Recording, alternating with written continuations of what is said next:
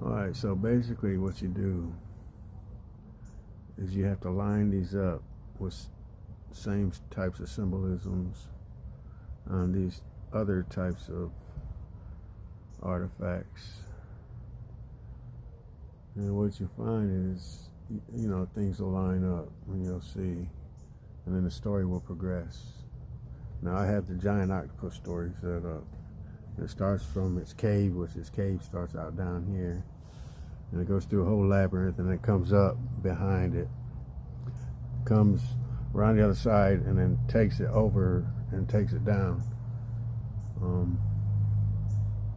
But basically I sat this on the edge because this, like this, has a big chunk missing on the side, but that piece goes there too. Anyway, when I sat it here, I realized that lined up with that, but I only knew that because that came up from a hole at the sea floor, and I know the labyrinth that went through because it shows me, and it even has ships and canoes down in its little hole. Like you'll see a little canoe represented there, or probably a longboat, and then it had little trophies down in its little labyrinth. Well, that's just one story. Now, any deep gouge is going to be a major river system or a major channel, even to the oceans, and the edges are always going to be a horizon or a river or ocean shoreline. These deep gouges represent rivers, so I lined them up with the big ones on here, and then I lined this one up with other features as well, like knowing that the big gouge here, so that goes in and that goes inland there, then I have to follow the edges, and same with here.